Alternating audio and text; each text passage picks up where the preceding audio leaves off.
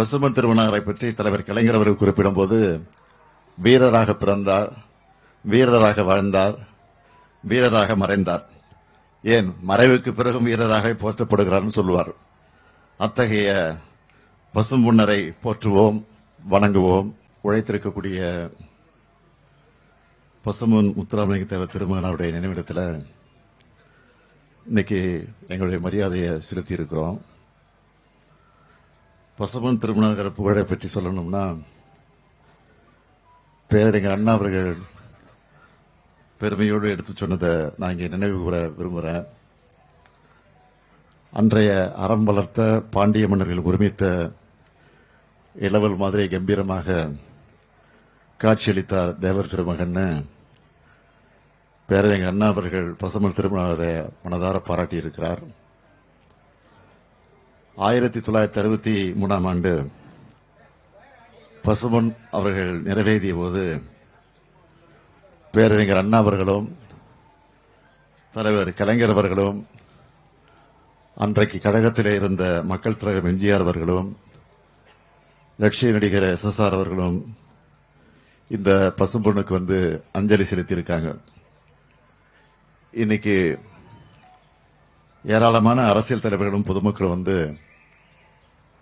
பசும்பொன் திருமணரின் நினைவை போற்றக்கூடிய இந்த நினைவிடத்தை 1969 பார்வையிட்டு 1974 மணிமண்டபமா உருவாக்கி கொடுத்தவர் முத்தமிழறிஞர் தலைவர் கலைஞர் அவர்கள். பாம்பன் பாலத்தை கட்டிய நீலகண்டன் அவர்கள்தான் இதையும் கட்டியிருக்கிறார். அதேபோல PK மூக்கியாதேவர் அவர்களுடைய முயற்சியால் அமைக்கப்பட்டு மதுரையில் இன்றைக்கு கம்பீரமாக நின்று கொண்டிருக்கக்கூடிய தேவர் சிலை திறப்பு விழாவுக்கு அன்றைக்கு குடியரசுத் தலைவராக இருந்த BB கிரி அவர்களை அழைத்துக் கொண்டு வந்து அந்த விழாவிற்கு தலைமை வகித்தவரும் நம்முடைய முத்தமிழறிஞர் தலைவர் கலைஞர் அவர்கள்தான். பசும்பொன் திருமணருடைய நினைவை போற்றக்கூடிய புகழை சொல்லக்கூடிய வகையில் தலைவர் கலைஞர் அவர்கள் செய்த முன்னெடுப்புகளை தலைப்புச் செய்திகளாக சிலவற்றை மட்டும் நான் இங்கே பெருமையோடு குறிப்பிட விரும்புகிறேன். மதுரை ஆண்டாள்புரம் பாலத்துக்கு முத்துராமலிங்க தேவர் பாலம் என்று பெயர் சூட்டினார். காரைக்குடி அழகப்பா பல்கலைக்கழக அந்த பல்கலைக்கழகத்திற்கு தேவர் பெயரால் 25 லட்சம் மதிப்பிலான அறக்கட்டளையை உருவாக்கினார். 2007 ஆண்டு பசும்பொன் திருமகனாருடைய நூற்றாண்டு விழாவை மாபெரும் அரசு விழாவாக கொண்டாடினார்.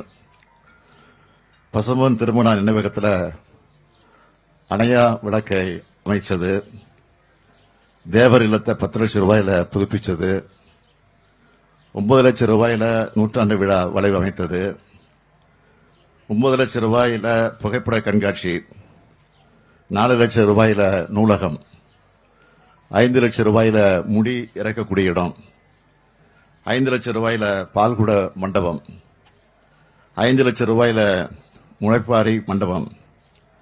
நினைவகத்தை சுற்றி இருக்கக்கூடிய சாலையை கல் சாலையாக்கினது தலைவர் கலைஞர் அவர்கள்.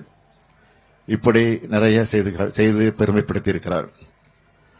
அது மட்டுமல்ல, பசும்பொன் திருமணருடைய நூற்றாண்டு விழாவை முன்னிட்டு பசும்பொன் கிராமத்துக்கு மட்டும் மொத்தமா 2,05,45,000 ரூபாயில பல்வேறு பணிகளை செஞ்சு கொடுத்தது திராவிட முன்னேற்ற கழகத்துடைய அரசு.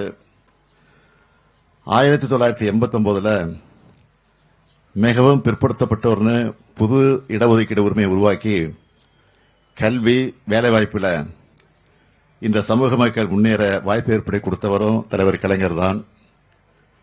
கழக ஆட்சி முதலா உருவானப்போ பல்வேறு சமூகங்களை சார்ந்த பிரமுகர்கள் எல்லாம் தங்களுடைய மக்களுக்கான கல்வி மேம்பாட்டுக்காக கல்லூரிகளை தொடங்க திட்டமிட்டாங்க.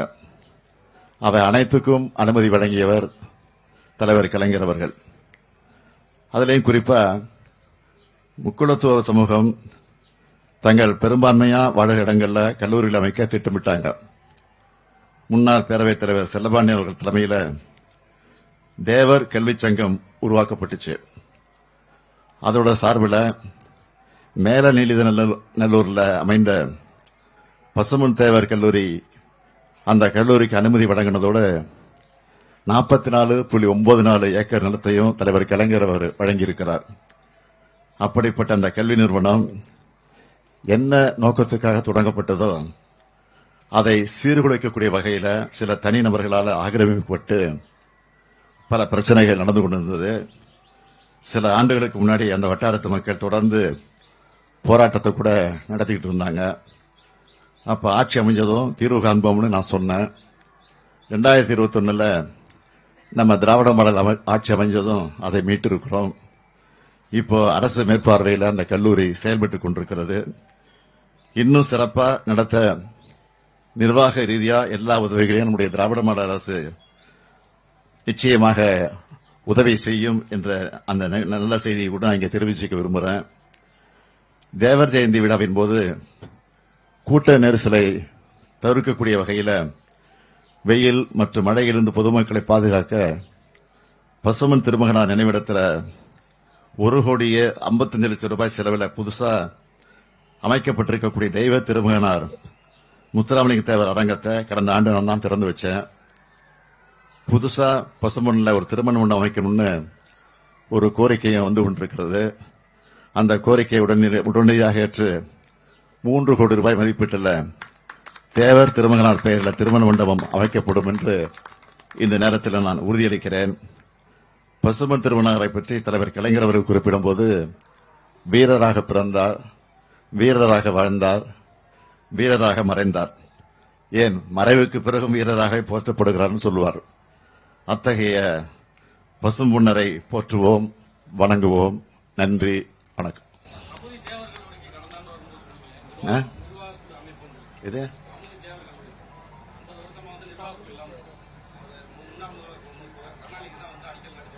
ஆமா,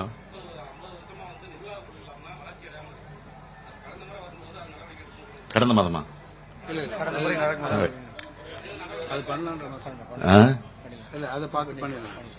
அது நடவடிக்கைகள் இருக்கு. விரைவில் முடிப்பதற்கான முயற்சியில் ஈடுபடுவோம்.